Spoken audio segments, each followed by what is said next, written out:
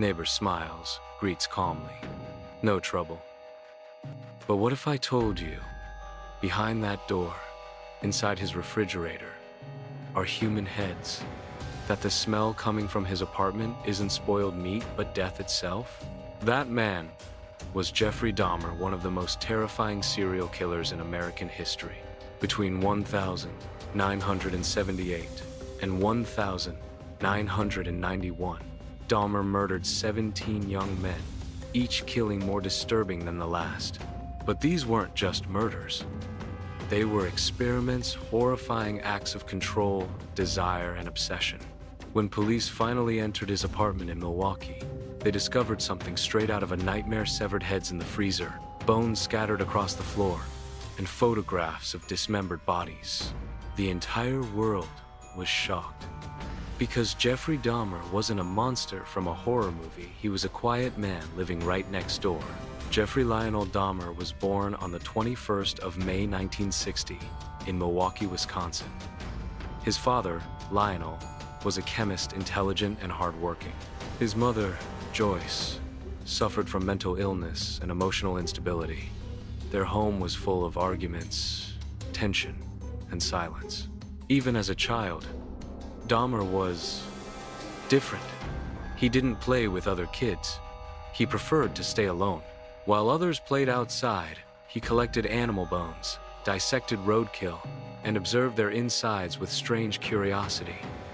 Death didn't scare him. It fascinated him. His father once showed him how to clean animal bones using acid, thinking it would be an educational experiment. But for young Jeffrey, it sparked something dark, something that would grow inside him, silently, dangerously. As a teenager, Dahmer realized he was attracted to men, but his desires began to twist into something else, something unnatural. He didn't want a living partner who could leave him. He wanted complete control, a partner who would stay with him forever, even in death. By the time he was 18, Dahmer's life was already falling apart. His parents divorced, his mother moved away with his younger brother, and Dahmer was left completely alone.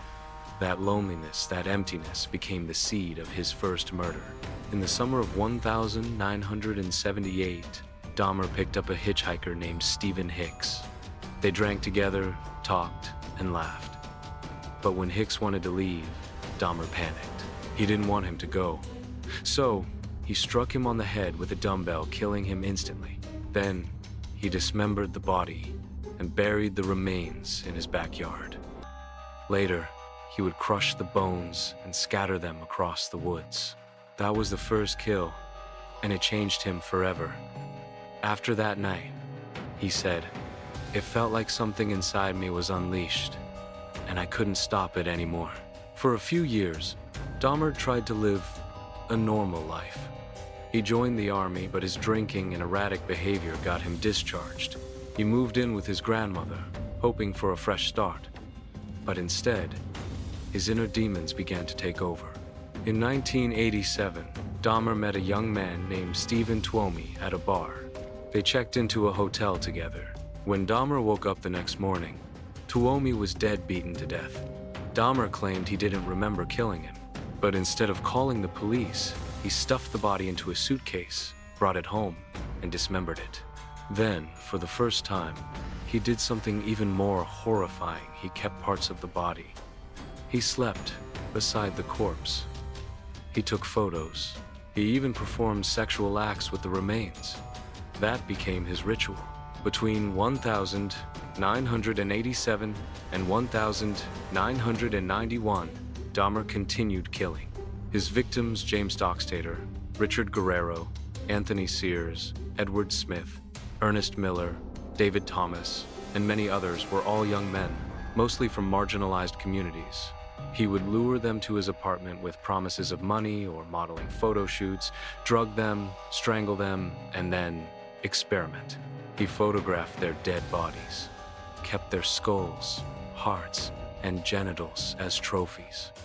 Sometimes, he cooked and ate parts of them, believing it made him feel closer to them. He wanted to own them completely, body and soul.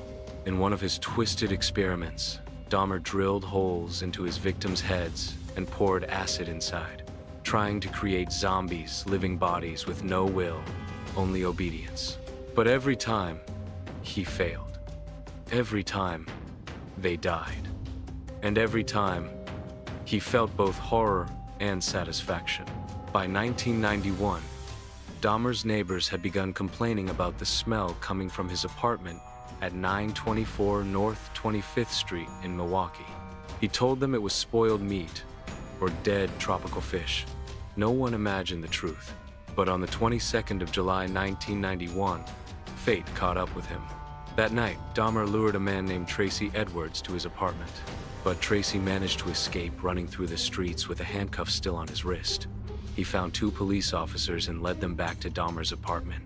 When police entered, they saw a photo album filled with images of dismembered bodies. Then they opened the fridge and froze in horror. Inside were human heads, limbs, and hearts wrapped in plastic. A pot on the stove contained human flesh. There were skulls in the closet, bones in the bedroom, and blood everywhere. One officer later said, "It was like walking into hell." Dahmer didn't resist arrest. He quietly said, "For what I did, I should be dead." At the police station, he calmly confessed to everything, every murder, every act of cannibalism, every attempt to make a human zombie. He described each killing with chilling detail, without emotion, without guilt. During his trial in 1992, the world watched in disbelief. How could someone so ordinary, so polite, be capable of such horror? Psychologists said Dahmer suffered from a mix of necrophilia, borderline personality disorder, and severe loneliness. But he was found legally sane and sentenced to 15 life terms in prison over 900 years behind bars. In prison, Dahmer seemed strangely calm. He read the Bible, claimed to have found God, and even got baptized. He told reporters, "I know I'll never be free. I just hope God can forgive me." But his redemption didn't last long. On the 28th of November, 1994, while working in the prison gym, Dahmer was attacked by another inmate, Christopher Scarver. Scarver beat him to death with a metal bar. When guards found Dahmer's body, he was lying on the floor with a faint smile on his face, as if he knew it was finally over. Jeffrey Dahmer was dead at 34, but his story didn't die with him. His crimes became one of the darkest chapters in American history, a horrifying reminder of what loneliness, obsession, and neglect can create. Dahmer wasn't a monster born in the shadows. He was created by broken family ties, by silence, by a world that never noticed his descent into madness. Even today, his story makes us question, how well do we really know the people around us? The quiet neighbor, the friendly stranger, could they be hiding something unimaginable? Jeffrey Dahmer's life teaches us one haunting truth. Evil doesn't always look like a monster. Sometimes, it looks like the man next door. And that is the chilling story of Jeffrey Dahmer, the Milwaukee Cannibal. If you like this video, please like, comment, and subscribe my channel for more video like this.